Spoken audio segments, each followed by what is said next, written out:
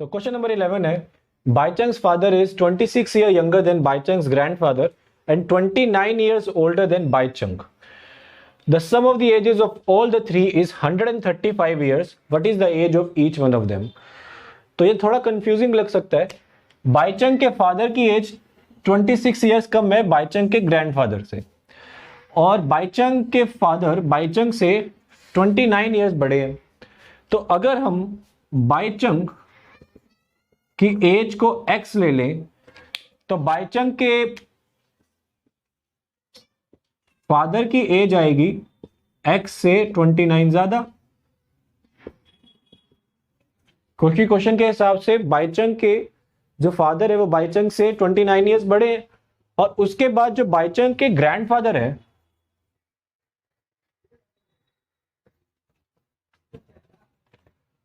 वो बाइचंग से बाइचंग के ग्रैंडफादर जो है वो बाइचंग के फादर से 26 इयर्स बड़े हैं.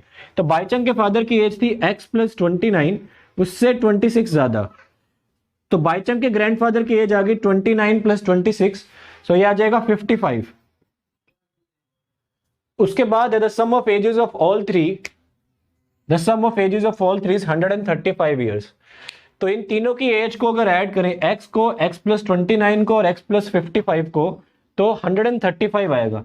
तो x plus 29 plus x plus 55 ये करके 135 आएगा. तो x plus x is 3x, और 29 प्लस 55 करेंगे तो आ जाएगा 84. तो ये इक्वल है 135 के. तो 3x की वैल्यू आ गई 135 माइनस 84. तो 5 minus 1 is 4, 13 minus 8 is 5. So 3x की वैल्यू आ गई 51. तो x की वैल्यू आ जाएगी 51/3, 17. तो इसका मतलब है बाइचंग की एज है 17 इयर्स. तो बाइचंग के फादर की एज आएगी 17 प्लस 29, तो ये आ जाएगा 46 इयर्स. और बाइचंग के ग्रैंडफादर की एज आएगी 17 प्लस 55, सो ये ऐड होके आ जाएगा 72 ईयर. सो बाइचंग की एज है 17, बाइचंग के फादर की एज है 46, और बाइचंग के ग्रैंडफादर की एज है 72. तो अगर हम इनको वैसे भी ऐड करके देखें तो 6 plus 2 is 8, 8 plus 7 is 15, 1 plus 4 is 5, 5 plus 7 is 12 and 1 13. सो इनकी एज ऐड करके 135 ही बनेगा. सो ये इनका रिस्पेक्टिवली. तो क्वेश्चन नंबर 12 में 15 इयर्स फ्रॉम नाउ रवि's age will be 4 times his present age. तो 15 साल के बाद रवि की एज अपनी प्रेजेंट एज के, आज की जो एज है उससे 4 टाइम्स हो जाएगी.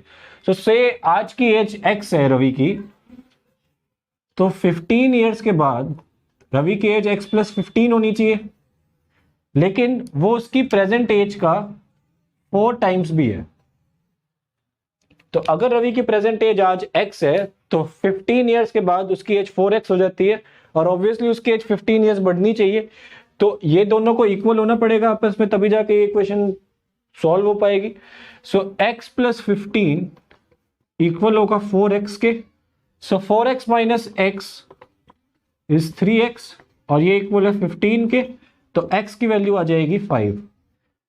तो इसका मतलब रवि की एज है अभी 5, और 15 इयर्स के बाद हो जाएगी एज 20, जो रवि की प्रेजेंट एज का 4 टाइम्स भी है. सो ये इस क्वेश्चन का आंसर आ जाए. So question number 13 is a rational number is such that when you multiply it by 5/2 and add 2/3 to the product you get -7/12. तो एक रेशनल नंबर के बारे में बताया हुआ है कि अगर उस नंबर को 5/2 से मल्टीप्लाई करें और जो भी प्रोडक्ट बने उसमें 2/3 को ऐड करें तो -7/2 रिजल्ट देता है. तो मान लेते हैं कि एक रेशनल नंबर है x, और उसको हमने मल्टीप्लाई किया 5/2 के साथ, और उसके प्रोडक्ट में 2/3 को ऐड कर दिया, और ऐड करने के बाद जो रिजल्ट आता है वो है -7/12. सो 5x इंटू दिस नंबर आ जाएगा 5x/2 प्लस 2/3, ये इक्वल आ जाएगा -7/12 के. सो 5x/2 इक्वल आ जाएगा -7/12 -2/3 के. तो इस इक्वेशन को लिख सकते हैं 5x/2। तो इन दोनों नंबर का एलसीएम 12 और 3 का आ जाएगा 12 ही। सो 12 divided by 12 1, so 1 into -7 is -7। 12 divided by 3 is 4, 4 into -2 is -8। So 5x/2 यह आ जाएगा -15/12। x की वैल्यू आ जाएगी -15/12 इंटू 2/5। तो x की वैल्यू आ जाएगी 12 से कैंसिल ये 2 आ जाएगा, इससे कैंसिल ये 3, सो -3/6 और 3 से अगर दोनों को काटे तो -1/2 आ जाएगा। तो इस क्वेश्चन का आंसर है -1/2। अगर हम इसको चेक भी करना चाहें तो हमारे रिजल्ट आए -1/2। -1/2 को 5/2 से मल्टीप्लाई करें तो रिजल्ट आएगा -5/4, और उस रिजल्ट पे 2/3 को अगर ऐड करें तो एलसीएम ले तो आएगा 12। 12 डिवाइडेड बाई 4 3, 5 into 3 15, तो -15, और 12 डिवाइडेड बाई 3 4 टाइम्स ये 8, तो यहाँ से आ जाएगा -7/12, और -7/12 भी आ रहा था उस तरह। तो इस क्वेश्चन का आंसर है x is equal to -1। Question number 14 है, एक कैशियर के बारे में बताया हुआ है जिसका नाम है लक्ष्मी। लक्ष्मी के पास जो नोट्स हैं वो 3 डिनोमिनेशंस में है। एक तो है 100 में, एक 50 और एक 20 की डिनोमिनेशंस। तो 100 रुपीज के नोट्स में, 50 और 10 रुपीज के नोट्स में, सॉरी, तो इनके नोट्स का जो रेशियो है वो है 2:3:5। मतलब जितने नंबर ऑफ नोट्स हैं वो है 2x, 3x और 5x में। तो ये तो एक नोट की वैल्यू होगी, और ऐसे अगर 2x नोट्स हो तो उनकी वैल्यू आएगी 200x। 50 रुपीज के 3x नोट्स हो तो उनकी वैल्यू आएगी 150x, और 10 रुपीज के 5 नोट्स हो तो उनकी वैल्यू आएगी 50x। तो इनकी वैल्यू को अगर ऐड करें तो क्वेश्चन के हिसाब से ये 4 लाख बनता है, 4 लाख। सो 200x plus 150x plus 50x, इनको अगर ऐड करें तो 4 लाख बनेगा।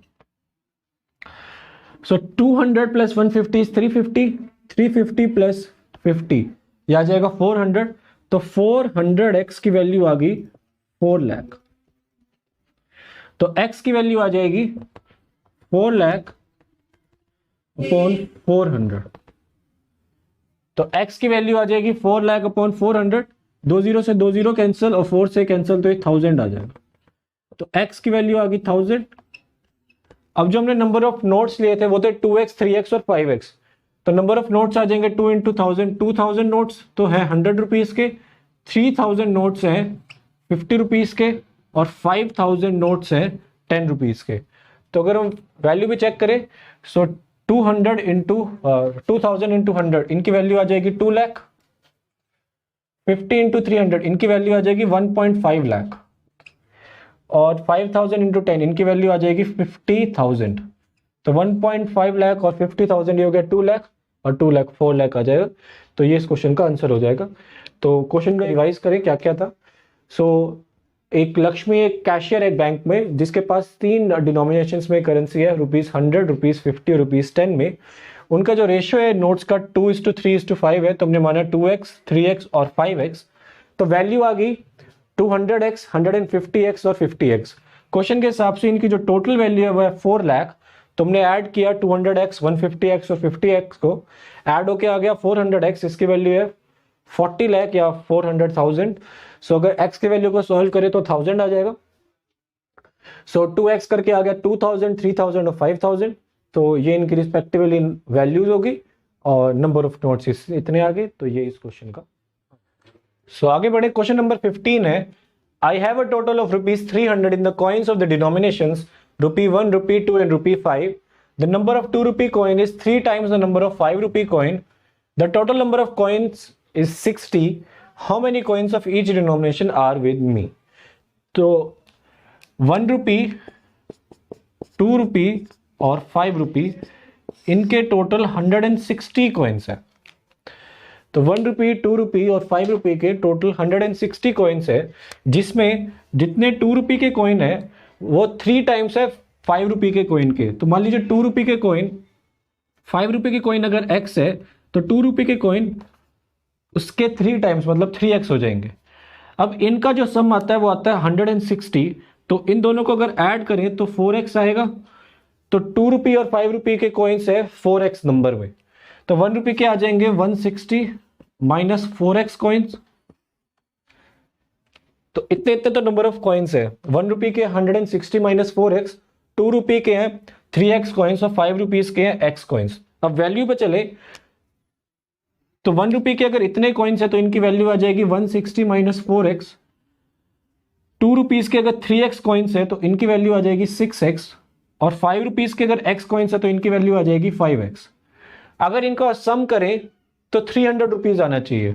160 minus 4x plus 6x plus 5x, इसकी वैल्यू आएगी 300। तो 6x plus 5x is 11x, 11x minus 4x आ जाएगा 7x।